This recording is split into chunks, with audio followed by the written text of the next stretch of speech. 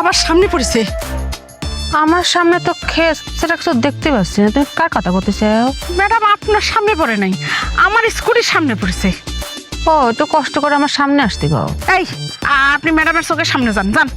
Madam চাপ নাই, আমার বউ ফেরত দেওয়া লাগবে না ম্যাডাম। ম্যাডাম আপনার কথাই ঠিক, আপনি কইছিলেন না আল্লাহ যা করে ভালো লেগে করে, কইছিলেন না? কইছিলাম। আমি আপনাদের সামনে এসে কত কান্নাকাটি করছি, বউ ফেরত চাইছি না? হ্যাঁ, চাইছেন, আমি সাক্ষী, আপনি আমার স্কুটির সামনে পড়ে আসছিলেন। হ্যাঁ, আমার সামনে ফকিনের মতো বসেছিলেন।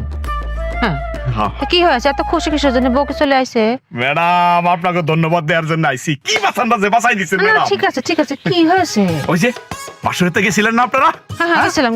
আপনাকে সামনে তো সব ঘটনাটা ঘটছে। না ঠিক আছে। হ্যাঁ আমার বউ তো আপনাকে সামনে চলে গেছে না? হ্যাঁ, আপনার ওই যে কপালে লাথি দেওয়ার কথা, আপনার খাটের মধ্যে লাথি দিয়ে চলে গেল। তা কি হয়েছে? 2 মাস হ্যাঁ। অনেক কান্নাকাটি করছে, করছেন? নিজের মনটারে বুঝাইতে পারি নাই। হ্যাঁ। বউ ফেরত চাইছি। না ঠিক আছে, তারপরে? হঠাৎ করে আজকে আমার বউ চলে আসছে। বাহ, সুন্দর তো, খেলা শেষ? না ম্যাডাম, খেলা শেষ হয় নাই, কেবল শুরু হইল। ঠিক আছে, তারপরে কি হলো? আমার বউর বড় ভাই আজকে তার বোনরে আমার বাড়িতে নিয়ে এসে হ্যাঁ। আইয়া কি বলতেছে জানেন? কেমন করে জানবো? আমার বউর পেটে নাকি 2 মাসের বাচ্চা। ওমা, এটা কেবা করে হলে?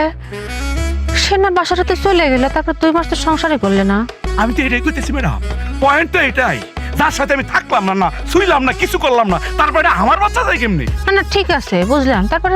তারপর আর কি, আপনারা 2জন যদি ওই দিন মানে বাসুর রাতে না গিয়া খালি একটা দিন পরে যাইতেন, হ্যাঁ। তাইলে তো এই বাচ্চা আমার ডেডি রাখতো। আপনারা কিসের জন্য ডাকতো? আরে আল্লাহ রে, বুঝতেছেন না? আমার বউর যে সাল চলো কার সাথে মিশছে, তো অন্যের বাচ্চা তো আমার ডেডি ডাকতো, আমার বাচ্চা হইলে না আমার আব্বা ডাকতো। না ঠিক আছে, বুঝলাম। তো এখন তো সব ক্লিয়ার না? বাচ্চা গেছি ম্যাডাম, বাচ্চা গেছি। উফ, চাইছে থাক হয়েছে। হ্যাঁ ঠিক আছে, আপনার এই শখ গুলোর জন্য আপনি একটা কাজ করতে পারেন। কি? আপনি একটা ব্যবসা করতে পারেন। আপনাকে বাড়িটা কিন্তু মেলা সুন্দর। হ্যাঁ, ওই বাড়ির যদি দলিল দেখায় আমাকে সমিতির থেকে একটা লোন নিতে পারেন, আমি ব্যবস্থা করে দেবো। লোন নিয়ে একটা ব্যবসা শুরু করে দেন, মন ভালো হয়ে যাবে।